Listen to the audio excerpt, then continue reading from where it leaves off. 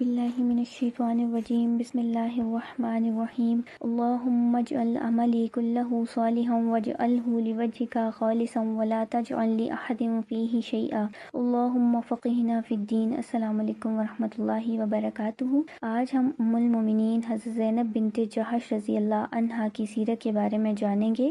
حضرت زینب بنت جحش کا اصل نام برہ تھا، جسے رسول اللہ نے بدل کر زینب رکھا۔ آپ رضی اللہ عنہا قبیلہ اسد بن خزیمہ قریش سے تعلق رکھتی تھیں۔ آپ کے والد حضرت جحش بن ریاب اور والدہ امیمہ بنت عبد المطلب تھیں، جو رسول اللہ کی حقیقی پھپھو تھیں۔ یوں حضرت زینب رسول اللہ کی پھپھوزاد بہن تھیں۔ آپ کا خاندان ایمان اور قربانی میں ممتاز تھا۔ آپ کے بھائی حضرت عبداللہ بن جحش عظیم صحابی اور پہلے اسلامی لشکر کے سالار، اور آپ کی بہن حضرت حمنہ صحابیہ جو حضرت مصعب بن عمیر کی زوجہ تھیں۔ حضرت زینب سابقون الاولون میں شامل تھیں۔ رسول اللہ نے معاشرتی برتری کے غلط تصور کو ختم کرنے کے لیے حضرت زینب کا نکاح اپنے آزاد کردہ غلام اور منہ بولے بیٹے حضرت زید بن حارثہ سے کروانا چاہا۔ ابتدا میں حضرت زینب اور ان کے بھائی نے انکار کیا، جس پر سورہ الاحزاب آیت نمبر 36 نازل ہوئی۔ اللہ کے حکم پر حضرت زینب نکاح پر راضی ہو گئیں، مگر نسب اور مزاج کی وجہ سے یہ رشتہ آزمائش ثابت ہوا اور بالآخر طلاق ہو گئی۔ عرب معاشرے میں منہ بولے بیٹے کو حقیقی بیٹا سمجھا جاتا تھا۔ اس غلط رواج کو ختم کرنے کے لیے اللہ تعالیٰ نے نبی کریم صلی اللہ علیہ وآلہ وسلم کو حضرت زینب سے نکاح کا حکم دیا۔ عدت پوری ہونے کے بعد رسول اللہ نے حضرت زید کو ہی پیغام دینے کا حکم دیا، تاکہ سب کو واضح ہو جائے کہ یہ عمل زید کی رضامندی سے ہے۔ حضرت زینب نے جواب دیا، میں اپنے رب سے مشورہ کیے بغیر کچھ نہیں کہوں گی۔ چنانچہ انہوں نے استخارہ کیا۔ اللہ تعالیٰ نے بذریعہ وحی اطلاع دی، ہم نے تمہارا نکاح آسمان پر کر دیا۔ حضرت زینب نے سجدہ شکر ادا کیا۔ منافقین نے اعتراض کیا، جس پر سورہ الاحزاب آیت نمبر 40 نازل ہوئی۔ محمد صلی اللہ علیہ وآلہ وسلم تمہارے مردوں میں سے کسی کے باپ نہیں،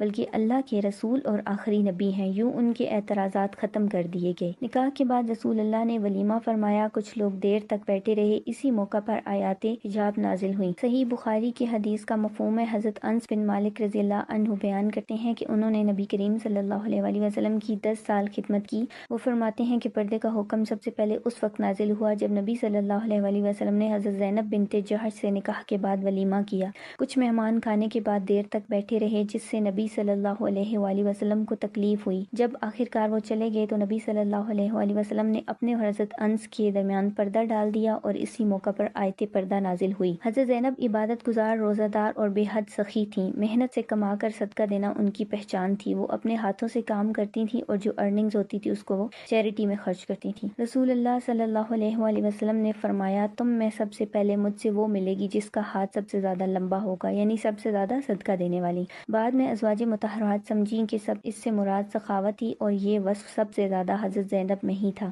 حضرت زینب رسول اللہ کی عزت کرتی تھیں، عبادت میں مشغول رہتی تھیں اور دنیا کی خواہشات سے بے نیاز تھیں۔ ایک بار انہوں نے مسجد میں عبادت کے دوران خود کو سہارا دینے کے لیے رسی باندھی تو حضور پاک صلی اللہ علیہ وآلہ وسلم نے فرمایا، اسے کھول دو، عبادت وہی بہتر ہے جس میں تکلف نہ ہو۔ حضرت زینب بنت جحش رضی اللہ عنہا کی وفات 20 ہجری میں خلیفہ حضرت عمر فاروق رضی اللہ عنہ کے دور خلافت میں ہوئی، اور وہ نبی کریم صلی اللہ علیہ وسلم کی ازواج مطہرات میں سے سب سے پہلے وفات پانے والیوں میں سے تھیں۔ آپ رضی اللہ عنہا مدینہ منورہ میں مدفون ہوئیں۔ آپ کی سیرت سے ہمیں جو لیسنز ملتے ہیں وہ یہ ہیں کہ ایک مومن کی پہچان یہ ہے کہ وہ اللہ کے حکم کے آگے اپنی خواہش کو قربان کر دے۔ وہ قریش کی معزز خاتون تھی، مگر ایک آزاد کردہ غلام سے نکاح قبول کیا۔ اسلام میں برتری حسب نسب نہیں بلکہ تقویٰ سے ہے۔ یہ نکاح کامیاب نہ ہو سکا، مگر حضرت زینب نے شکوہ، بد کلامی یا بغاوت کا راستہ نہیں اپنایا۔ اس سے ہمیں یہ لیسن ملتا ہے کہ ہر رشتہ چلانا ممکن نہیں، مگر وقار کے ساتھ علیحدگی بہترین طریقہ ہے۔ طلاق کے بعد لوگ سوچتے تھے کہ ان کا مقام کم ہو